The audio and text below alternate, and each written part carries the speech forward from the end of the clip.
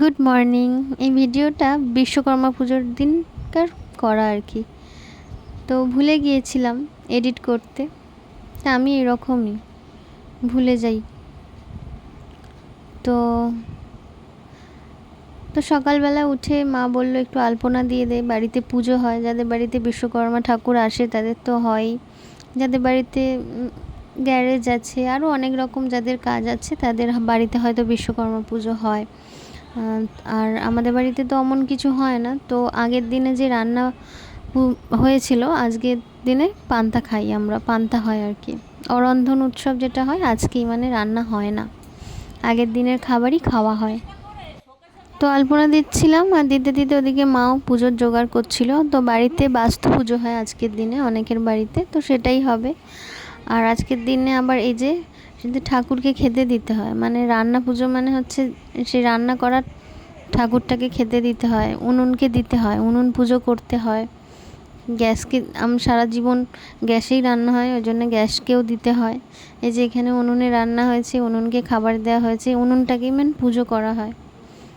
আর এটাই আমাদের বাড়িতে এটাই হয়, সাজানো হয় উনুনটাকে সুন্দর করে সাজিয়ে। আর এটা হচ্ছে ভোগের হাঁড়ি, ভোগের হাঁড়ির সামনে এরকম সব রকম দিয়ে একটা থালা দিতে হয়, এখানে একটু পুজো করতে হয়, এটাই আসল রান্না পুজো আর কি।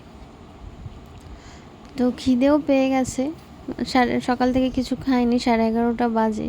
তোর বাপিকে খেতে দিয়েছি, ঠাকুরের ভাতটা এনে দিয়েছি ওর বাপিকেও খাবে। আমিও এখান থেকে দুগাল খেয়ে নেব ওইখান থেকেই। তারপর আজকে তো বাড়িতে গাড়ি থাকলে, সাইকেল থাকলে ছেলেদের আজকের দিনে বিশেষ ভালোবাসা ওঠে এই সাইকেল গাড়ির প্রতি। সকাল থেকে মুছে চকচক করে পুজো করা হয়। না, মাম্মামের বাপি কিন্তু ওর যে যত কটা গাড়ি আছে খুব ভালো করে মেনটেনেন্স করে। আজকের দিন বলে না, সব সময়ই অনেক যত্ন করে রাখে, আজকে বলে নয়।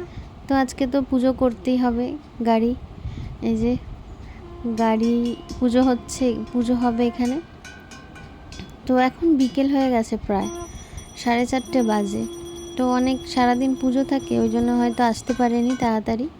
এখানে গাড়ি পুজো হচ্ছে, আমরা দাঁড়িয়ে দাঁড়িয়ে দেখছি। বাবা বিশ্বকর্মাকে মেনে গাড়িটাকে পুজো করা হয়, যন্ত্রপাতির দেবতা তো, তাই গাড়িটাও তো যন্ত্রপাতি। এদিকে সাইকেল আছে একটা, সেইটাকেও পুজো করা হচ্ছে।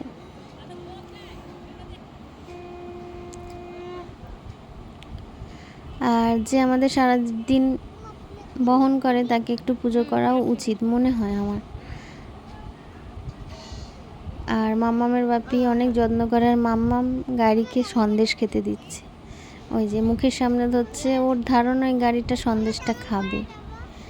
তো ঠিক আছে, তো যখন খেলো না সন্দেশটা, তারপর দেখাচ্ছে এই যে সাইকেলে ধাবড়েছে আর গাড়িতেও ধাবড়ে দিয়েছে। খাবি না মানে তোকে খেতেই হবে, এরকম একটা ব্যাপার। তো টাটা, সবাই ভালো থাকবেন, সুস্থ থাকবেন।